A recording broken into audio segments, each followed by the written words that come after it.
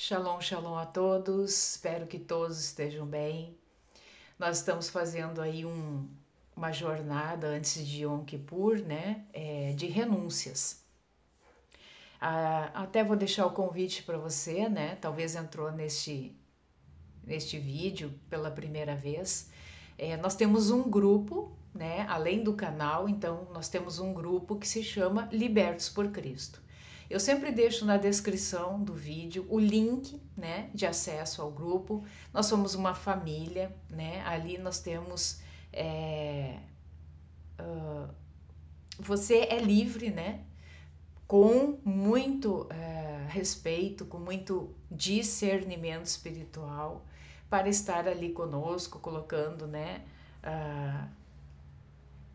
publicações ou questionamentos, né, interagindo conosco ali naquele lugar. Então, nós estamos fazendo renúncias todo dia às 18 horas e baseado nos 10 mandamentos, tá?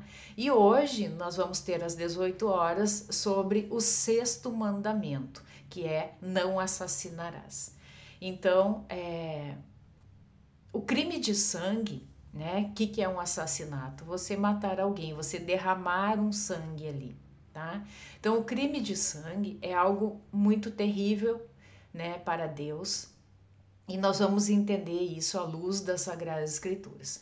Bom, o primeiro homicídio, né, que nós temos conhecimento é Caim, que matou o seu irmão Abel, tá? Então, aqui no livro de Gênesis, no capítulo 4, a partir do verso 8, diz assim: E Caim falou com Abel, seu irmão, e aconteceu que, quando eles estavam no campo, Caim se levantou contra Abel, seu irmão, e o matou. Caim, né, por inveja ali, porque a palavra diz que Deus se agradou do sacrifício de Abel e não se agradou do sacrifício de Caim, tá? Então, gerou uma inveja, gerou um ciúmes, e Caim, ele assassina, né? Ele mata o seu irmão Abel. E o Senhor disse a Caim: Onde está Abel, teu irmão? E ele disse: Eu não sei, sou eu o guardador do meu irmão. Olha a forma como que ele fala com Deus, né? Então, a forma ousada e sem nenhum tipo de respeito, né? Desrespeitosa, sem temor, tá? E ele disse: O que tu fizeste, a voz do sangue de teu irmão está clamando a mim desde a terra. Deixa eu ver os versículos aqui que eles dão como... Aqui, Hebreus 11:4 diz assim: Pela fé, Abel ofereceu a Deus um sacrifício mais excelente do que Caim, pelo qual alcançou testemunho de que ele era justo, testificando Deus sobre os seus dons, e através disso, depois de morto, ainda fala. Hebreus 12:24, e a Jesus, o mediador de um novo pacto, e ao sangue da aspersão, que comunica algo melhor do que aquele de Abel.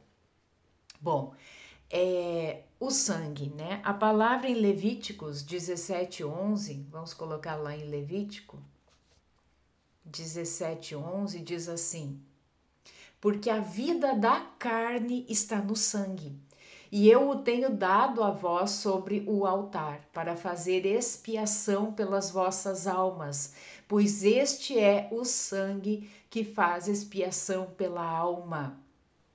Tá? E depois aqui no verso 12 diz, né? Portanto eu disse aos filhos de Israel: nenhuma alma dentre vós comerá sangue, nem o estrangeiro que peregrina entre vós comerá sangue. Bom, a vida em nós, ela existe por meio do sangue, tá? Eu tenho um vídeo que eu falo sobre isso lá no vídeo que fala por que nós não podemos ser cremados. Eu faço uma relação ali entre os ossos e a medula que tem no meio do osso, tá? Essa medula produz o sangue, tá? Então, se você ficou interessado nesse assunto, eu indico a você assistir esse vídeo que fala sobre a cremação, tá? Então, no sangue nós temos o nosso DNA, E não somente o nosso DNA está no sangue, como o DNA daquele que nos criou, ou seja, de Yud, Re, Vav, Re. Então, nós temos, os cientistas comprovaram isso, né? Que os números que formam ali o nosso DNA formam o nome, né, de Yud, Re, Vav, Re, Yahweh, que na gematria é o número 26. Tá? Somando então as letras hebraicas Yud mais o Re, mais o Vav, mais o Re, ele dá um valor numérico de 26. Então, quando você assassina alguém, você está derramando sangue como se fosse o próprio sangue do Eterno, tá? Porque é o sangue dele que está em nós, né? Então, vamos fazer uma relação, voltando agora lá em Gênesis, tá? Com o que aconteceu com Adão e Eva, quando eles pecam. Mais para trás aqui.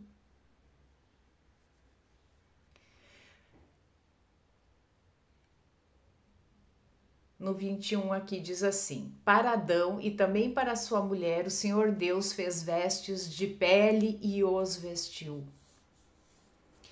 Também tem um vídeo a respeito da pele, tá? O sistema religioso, infelizmente, interpreta muito mal essa questão da pele, dizendo que Deus fez o primeiro sacrifício de um animal, tirou a pele do animal e fez as vestes ali para Adão e Eva. Não é nada disso, tá? O que aconteceu foi que Adão e Eva, Deus os formou com corpos glorificados. Então, eles tinham um corpo de glória. Lembra quando Cristo, ele leva a Pedro, João e Tiago ao monte da transfiguração? Ali eles enxergam Moisés e Elias. Então, ali ele se mostra com o seu corpo glorificado, tá? Então, quando a vida em nós, sem pecado, é como termos corpos glorificados. Então, quando o Mashiach, né, Cristo, ele retorna, a palavra diz lá em Tessalonicenses que nós, aqueles que estiverem vivos, né, terão seus corpos transformados, ou seja, nós vamos voltar ao estado de corpos glorificados, ok? Então, por isso que eu digo, a nossa techuvá, ela não é de dentro para fora, mas é de fora para dentro, porque nós vamos voltando às nossas origens, ao ponto de, se nós estivermos vivos, né, nosso corpo mortal, esse receberá um corpo de glória. E é esse corpo de glória que Adão e Eva tinham antes do pecado. Com o pecado, então eles perdem este corpo glorificado e Deus coloca o que neles? Sangue, tá? Então este corpo, né, que diz que revestiu eles com pele, ou seja, Deus deu um corpo, como esse corpo que nós temos, e para que exista vida no nosso corpo é essencial o sangue. O sangue é que dá vida, tá? Como nós lemos em Levítico 17, a vida da carne está no sangue. Então, por mais, né, que a pessoa, vamos supor, ela morre, ela perde o fôlego de vida que volta para Deus, o sangue para de circular e ali nós temos um corpo morto. Ok? Então, a vida, a nossa vida, ela está no sangue. Certo? Então, por isso é tão grave a questão do assassinato. Nós estamos derramando a vida, né? Estamos derramando ali também a vida do próprio Deus, porque o DNA está em nós, tá? Então, esse pecado que veio através, né, dessa desobediência, ele é equiparado à morte, tanto é que Deus avisa eles, né? Aqui mais para trás a gente vê que se eles comessem da árvore, do fruto, né, do bem e do mal, eles morreriam. Aqui no capítulo, deixa eu achar aqui. Ó, quando a serpente já está aqui questionando, né? A mulher disse à serpente: Nós podemos comer do fruto das árvores do jardim, mas do fruto da árvore que está no meio do jardim, Deus disse: não comereis dele, nem o tocareis, para que não morrais. Tá? Então, quando eles desobedecem, né, transgridem a ordem de Deus, ali a morte vem sobre eles. Tá? Eles tinham a vida eterna, eles tinham um corpo glorificado, e quando o pecado vem a morte, tá, sobre eles. Gênesis 2:17 fala sobre isso aqui. Ó, mas da árvore do conhecimento do bem e do mal, dela tu não comerás, pois no dia em que dela comeres, tu certamente morrerá. Quero ir lá para Romanos agora. Romanos 6:23. Diz assim: porque o salário do pecado é a morte, mas o dom de Deus é a vida eterna por Jesus Cristo, nosso Senhor. Então, porque todos pecamos, a morte é a condição espiritual padrão de cada um de nós, tá? Então, é o que diz aqui em Romanos: o salário do pecado é a morte. Somente o sangue, né, que é como se fosse o antídoto, o sangue de quem? De Cristo, como diz aqui. Mas o dom de Deus é a vida eterna por Jesus Cristo, nosso Senhor. Então, somente o sangue pode reverter isso. Tá? Em Hebreus 9, vamos lá para Hebreus 9:22. E quase todas as coisas, segundo a lei, se purificam com sangue, e sem derramamento de sangue não há remissão. Então, o sangue de Jesus é que nos vivifica, derramado tão abundantemente no Calvário. Então, o sangue do Cordeiro de Deus teve que ser derramado para que nós novamente tivéssemos vida. Como eu falei antes, nesse sangue está o DNA de Deus e, obviamente, de Jesus, né? Sua vida nova e imaculada em nós. Por isso que é tão grave a questão, né, do derramamento de sangue, né, do assassinato. Depois vamos voltar ali para Gênesis, né, quando ele está amaldiçoando a Caim. Diz assim, no verso 11: e agora tu és amaldiçoado desde a terra, que abriu a sua boca para receber o sangue do teu irmão da tua mão. Quando tu cultivares a terra, ela não te dará mais a sua força. Fugitivo e errante serás na terra. E Caim disse ao Senhor: meu castigo é maior do que eu possa suportar. Então, há maldições, né, que vêm sobre a vida de uma pessoa que derrama sangue, tá? Há maldições, como aqui diz, né, tu és amaldiçoado desde a terra, que abriu a sua boca para receber o sangue do teu irmão da tua mão. Então, é uma pessoa amaldiçoada. A pessoa que se torna um assassino, ele é uma pessoa maldita. Esse crime, né? Esse crime de assassinar alguém traz um espírito de miséria para a vida das pessoas, tá? Aqui ele diz, ó, quando tu cultivares a terra, ela não te dará mais a sua força. Fugitivo e errante serás na terra. Então, são pessoas, né, que têm as suas vidas miseráveis.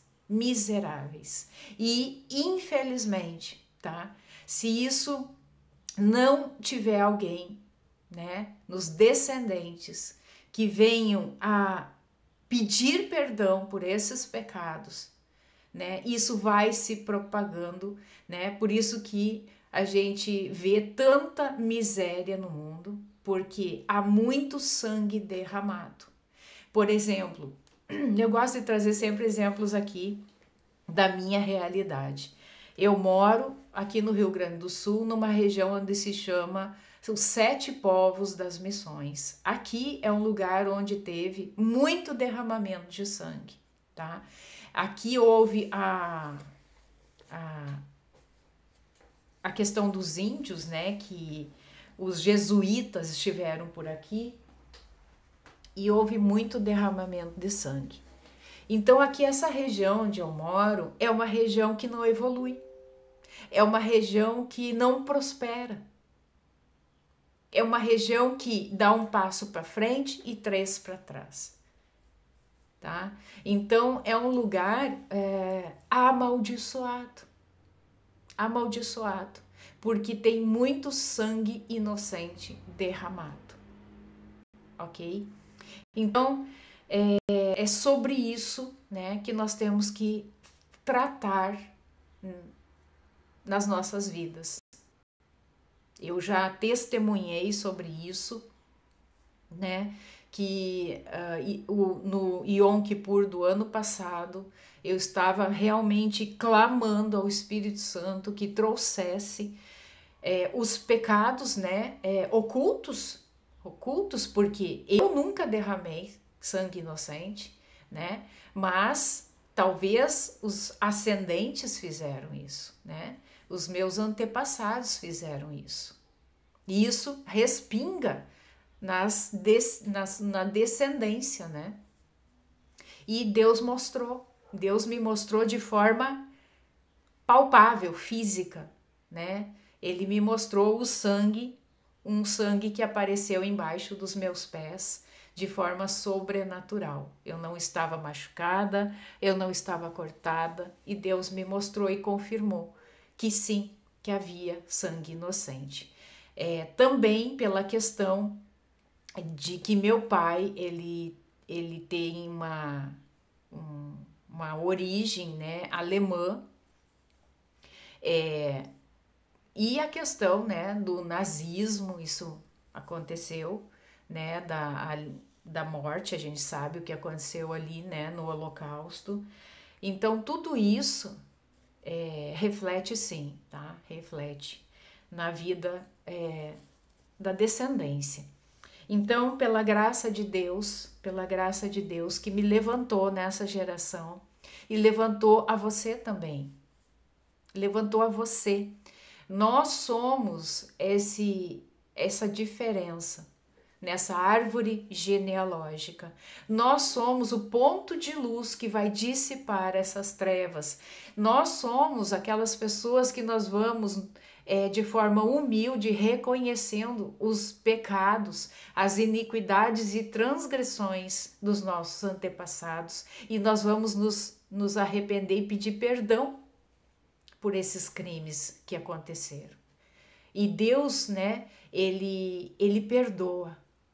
Quando nós nos achegamos a Ele com o coração quebrantado, arrependido, Ele vem, né, com a sua graça e misericórdia, e com o sangue de Cristo ali, anulado, né, perdoado esses pecados.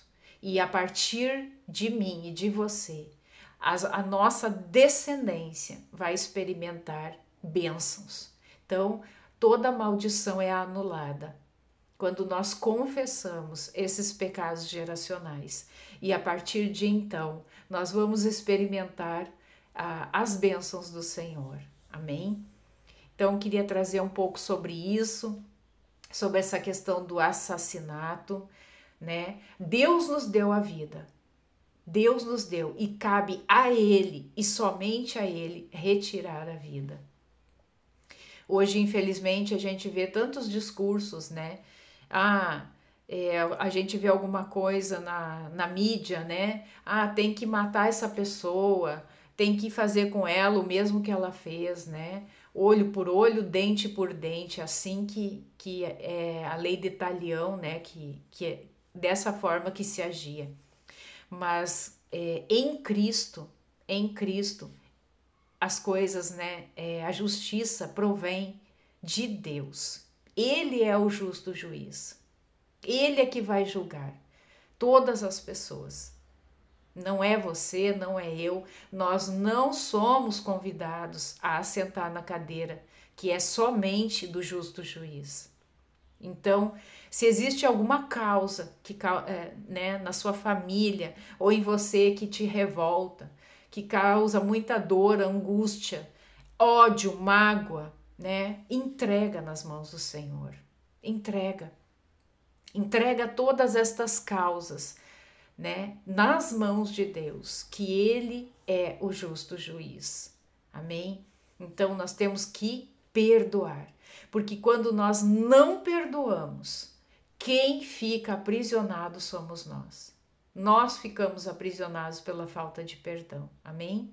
Então perdoe, solte esses grilhões, em nome de Jesus Cristo. Amém? Então, vem participar conosco no grupo Libertos por Cristo. Às 18 horas nós aguardamos por vocês. Shalom.